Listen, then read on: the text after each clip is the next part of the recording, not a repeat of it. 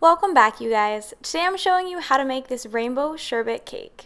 So growing up, whenever I went to get ice cream with my parents, I always wanted rainbow sherbet. It was my very favorite thing, and it is the inspiration behind this cake.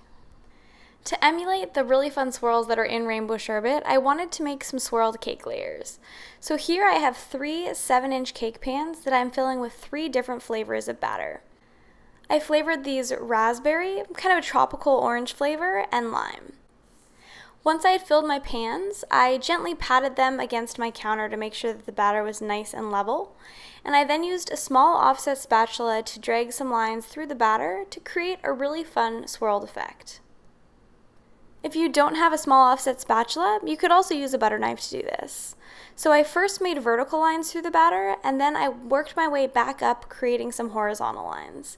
And as you can see, this just creates such a fun pattern, and once the layers bake up, they are so beautiful. So just like always, I added a dab of buttercream to my cake base to make sure that my layers were nice and secure. I then added a pretty generous layer of just regular vanilla buttercream between the layers. I am going to be using some flavored frosting on this cake, but I really wanted the colors and the flavors of the layers to stand out here, so I opted to just use some plain white buttercream. I used a piping bag to add a really nice and even layer of frosting between my cake layers, and once I had added that, I used a small offset spatula to smooth it. I always like to do a quick check with my bench scraper just to make sure that my layers are nicely aligned. Next, it's time for the ever-important crumb coat. So just like always, I start my way at the top and then I slowly work my way down the sides. So I smoothed some frosting over my top layer, and then I added a bit more between my layers just to make sure that there weren't any air bubbles or gaps between my layers and my frosting. So I smoothed this out using my small offset spatula, and then I used my bench scraper to make sure that we had some really nice and smooth sides.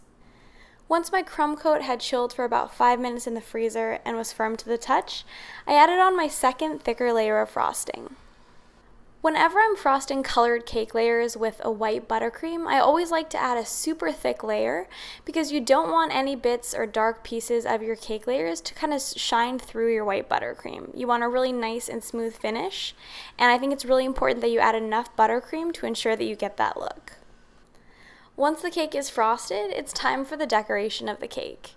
So I used some ice cream cones that I got at the grocery store. I simply cut them in half using a sharp knife. And as I did this, I tried to cut kind of along the seam of the ice cream cone. So some of them split very evenly and nicely, and some of them did shatter on one side.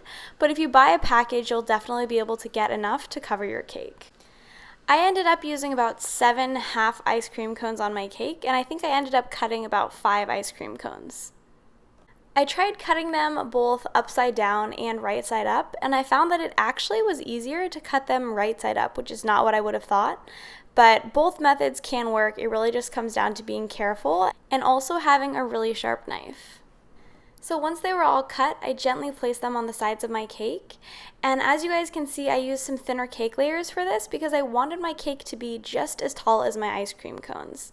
However, if your cake is a little bit too tall, you can always position them slightly higher on the cake. The most important thing is just making sure that the top of the ice cream cone is aligned with the top of your cake. Now that our ice cream cones are in place, it's time to make our buttercream ice cream scoops.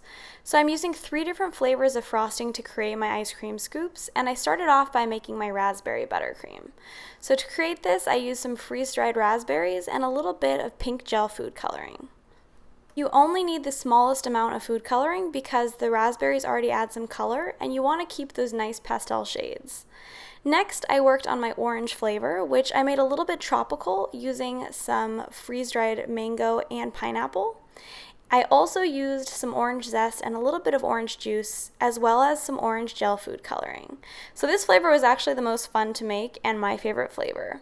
So once I mixed all that together and I had a great kind of light orange shade, I began to work on my last frosting, which was my lime buttercream.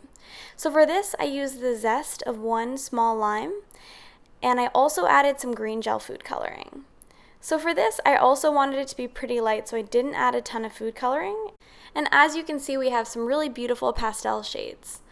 I alternated spoonfuls of each different flavor of frosting into a small bowl, and once I had filled it up, I swirled them together using a small offset spatula. So I popped this into the fridge for about 5 minutes to allow it to firm up just a little bit. And I then used a cookie scooper to scoop out my buttercream ice cream scoops. So my cookie scooper has a release trigger, and it's really great if you have one of these because it makes it much easier to get the buttercream out of your scoop and onto your parchment paper. So as you can see, my scoops are really fun. They've got some beautiful swirls in them, just like real rainbow sherbet. And once I had scooped out all of my buttercream, I popped these into the freezer for about 10 minutes until they were firm to the touch. Once they're frozen, you can easily peel them off of your parchment paper and place them on top of your ice cream cones. So as you can see, I'm touching these with my fingers. They're really easy to handle, and they're really great to scoop right on top of your cake. I didn't want to stop at just one scoop since when I was little, I loved getting the double scoop, so I added 2 on top of each cone. Now that our cake is fully decorated, it's time to cut in and see those beautifully swirled layers. I decided to use an orange knife just to stay on the color theme of this cake. So I cut out a pretty big slice, the size of at least 1 ice cream cone, and as you can see, we've got those beautiful pastel layers and our really fun flavored buttercream. This cake does have a ton of buttercream because those scoops are straight frosting, but it's a really fun cake idea and I love frosting, so it's something that I'm not upset about. So now it's time for the quick little taste test to see if we can really taste all those flavors that we incorporated, and it definitely passes. Thanks so much for watching. If you guys enjoyed this video, be sure to click the like and subscribe buttons below, and hopefully I'll see you guys again soon.